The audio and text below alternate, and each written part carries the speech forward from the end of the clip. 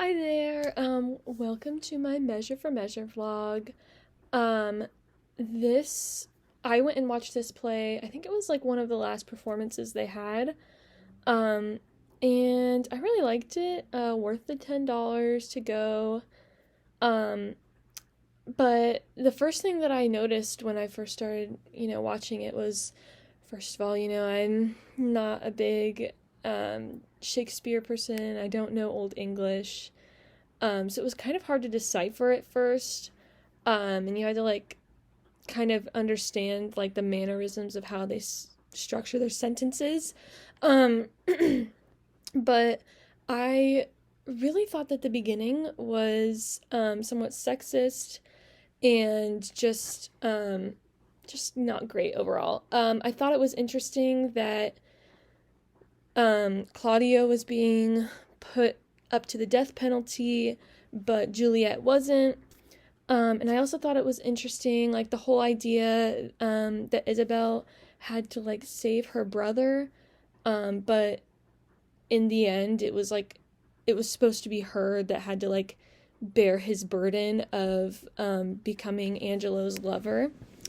Um, and the whole storyline where Isabella and Mariana were supposed to be married, and at the end they had to fight, even though the situation was just, they just wanted Claudio out of prison.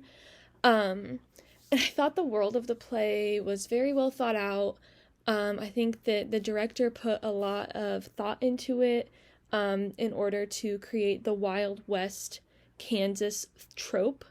The only thing that was off was the Duke, but obviously that wasn't a thing. But other than that, I thought everything fit in really well.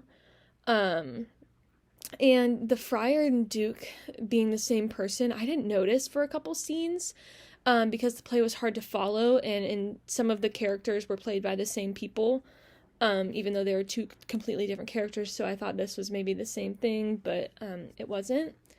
And so it's cool to watch the play from the outside looking in, they're set and scene in Wild West Kansas, a small little post office. So I thought that was interesting. And then, the play starts in Kansas, and, there's this man, Claudio, being sentenced to death for fornication.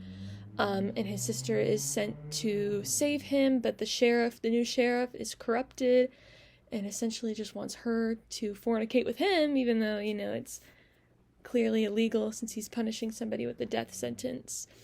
And then another cultural theme I saw was obviously sexism, as I mentioned earlier, but also the idea of the Wild West.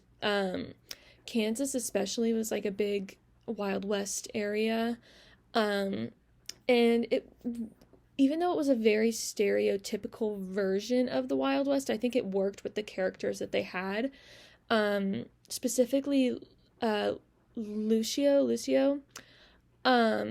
He was a hit for everybody there. He was, everybody's favorite, including me. I thought he was absolutely hilarious, casted really well. They played off of the town drunk trope, and I thought it worked really well. And same with the provost. I think that they made him out to be the sheriff's deputy really well. And then just overall, the play had really good casting. I thought the friar and the Duke, I swore I recognized him from somewhere because he had just this aura that was very convincing that he was important. And there was Isabella. I thought they called her Isabel in the play, but I thought she was very well casted. The emotion she put into her character, she made it really seem she was invested and she wanted her brother to be saved. So yeah, I thought, there were good themes, and the world of the play was very well thought out by the director. And then for the Measure for Measure movie, for the extra credit, I thought the movie was totally different.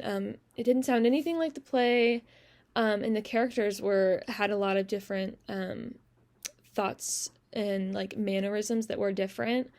Yeah, obviously it's like an Australian like indie movie, so they're all Australian. Um, and then I thought it was weird that Claudio was supposed to be like a musician. Um, but I think it still had a lot of the same key like plot points. Um, Angelo takes over for the Duke. Claudio fornicates, but it's much different because it's Jaiwara's father who doesn't like him. And that's, what happens. And then, she tries to clear his name, but in the end, it doesn't work, but it's still funny. So yeah, I thought that was an interesting watch. I didn't necessarily love it, but I think I enjoyed Measure for Measure from KU more than the movie, but, just a little bias. Have a good day. Bye.